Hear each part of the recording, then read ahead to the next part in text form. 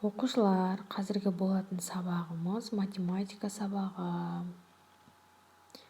Математика сабағы бойынша тақырыбымыз бүгінгі өтетін өзіңді тексер.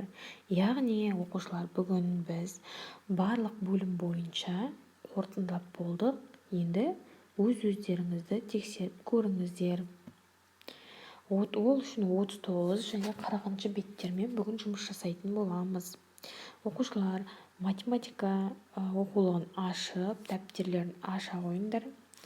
Дәптерге бүгінгі күннің жадын жаза қойыңдар. Бүгін 22 қыркүйек. Сынып жұмысы деп жазбайсыздар. Оның орнына өзіңді тексер деп жаза қойыңдар.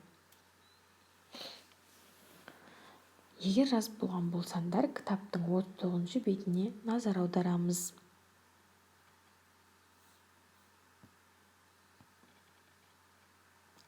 Оқушылар, бірінші білу деп тұр.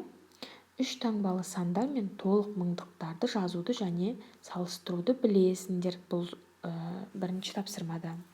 Оқушылар, сендерге кішігірім мәтін берілген. Осы қапталындағы тұрған ұяшықта мәтін берілген. Мәтінде кездескен сандарды өсу реті бойынша жаз деген. Наурызым мемлекеттік табиғат қорығында құстардың 282 түрі өмір сүреді. Жыл сайын наурыз айының соңында қорықта 5000-нан астам құзғын қарғалар ұшып келеді. Қорықта үнемі зерттеулер жүргізіліп отырады. Осы жылы қорыққа 243 ғалым мен 539 студент келді. Соңғы 5 жылда 9000-нан астам мектеп оқушылары экскурсия жасады дейді. Осы мәтіннің ішінде бірнеше сандар берілген. Мысалға, сол сандарды мен сендерге жаздым. Қарай қойыңдар. Енді осы жерде ұмытылып кеткен сан бар шығар, қараңдар. Және барлық сандар бар.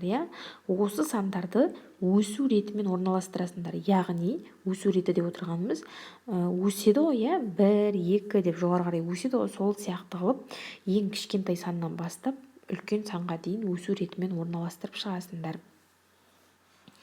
Өзіндік жұмыс болғандықтан бұл тапсырманы өздерің орындайсыңдар, ма? Келесі тапсырма, назар аудара қойың.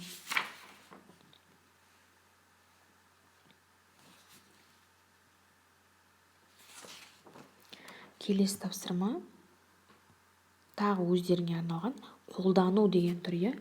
Астында қолдану, түсіну деп тұр, одан кейін қолдану деп тұр. Осы қолданудағы берілген есептерді шығарамыз.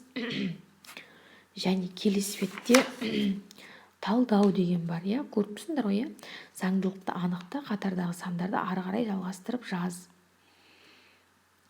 Осыларды орындайсыңдар өздерің. Математика сабағынан осы тапсырманы орындаймыз.